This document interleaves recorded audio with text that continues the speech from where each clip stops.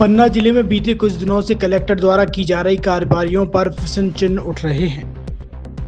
वह समाज विशेष को टारगेट करने के कारण विप्र समाज ने एकजुट होकर मुख्यमंत्री के नाम ज्ञापन सौंपा है। सर्व ब्राह्मण समाज के नेतृत्व में दिए गए ज्ञापन में कहा गया है कि व्यवसाय श्रीकांत दीक्षित, प्रमोद पाठक, सुखनंदन पांडे सहित चुन कर ब्राह्मणों पर कार्रवाई और फिर कराई जा रही है, जो राजनीतिक दबाव के कारण संभव है। कलेक्टर विशेष लोगों को चुनकर लगातार कार्रवाई कर रहे हैं, जो गलत है। मुख्यमंत्री से मांग की गई है कि जो अवैध तरीके से मनमानी नियम विरोध कार्रवाई की जा रही है उस पर रोक लगाई जाए। ज्ञापन में कहा गया है कि बीते कुछ दिनों में समाजसेवी श्रीकांत दीक्षित को 6 ज्ञापन दिए गए, जो सभी नियम विरुद्ध हैं। न्यायालय से उन्हें तत्काल स्थगन प्राप्त हो गया।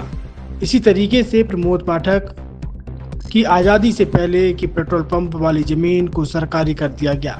धर्मसागर तालाब के पास 5 एकड़ की जमीन सुखनंदन पांडे की सरकारी कर दी गई। इसी तरह आधार कार्ड देखकर ब्राह्मण के ऊपर फर्जी मुकदमे लगाए जा रहे हैं, जो नियम विरुद्ध हैं। पन्ना कलेक्टर द्वारा इस तरह की कार्रवाई से ब्राह्मण समाज दुखी है। तत्काल इस पर रोक लगाई जाए। किसी के ऊपर भी कार्रवाई हो तो आधार कार्ड देख के ना हो, और जो भी कागज़ हैं या जो भी प्रक्रिया है उनके तहत हो। किसी का आधार कार्ड देख के जातिगत कार्रवाई नहीं होनी चाहिए। अभी हमने देखा एक हमारे बस स्टैंड में सुखनंदन पांडे जी, स्वर्गीय सुखनंदन जी हैं, उनके बच्चे हैं, माँ को लकवा लगवा हुआ है और एक बहन मानसिक विकलांग है। तो उनकी ज़मीन पर जबरदस्ती बाउंड्री खड़ी कर दी गई। बोला ये सरकारी ज़मीन है। वो हाईकोर्ट से स्टे लेके आए, निर्माण कार्य नहीं होगा, फिर भी निर्माण कार्य चलता रहा। इसके अलावा पन्ना जिले में आप लोग बताएं कम से कम 50 क्रेशर, 100 पत्थर खदानें चालू हैं। क्या किसी एक व्यक्ति की इलीगल खदान है? अगर इलीगल है तो आपने स्वीकृत कैसे की, रवाना क्यों दिए? आपको कार्रवाई करना है, सामूहिक कार्रवाई करें। जितने भी खदानधारी हैं सभी के ऊपर कार्रवाई करें। जिनके भी क्रेशर हैं सबके ऊपर कार्रवाई हो। एक आदमी को रिकवरी निकालना, ये जातिगत टारगेट करके कार्रवाई करना है। इसमें कलेक्टर पन्ना या तो स्वयं कार्रवाई कर रहे हैं या किसी के दबाव में कर रहे हैं। तो सामने आना चाहिए कि किसी जाति विशेष को टारगेट करके क्यों उस पर कार्रवाई की जा रही है। कई बार हमने कोतवालियों में देखा, कौन जाति विशेष? ब्राह्मण जाति विशेष पर कार्रवाई की जा रही है।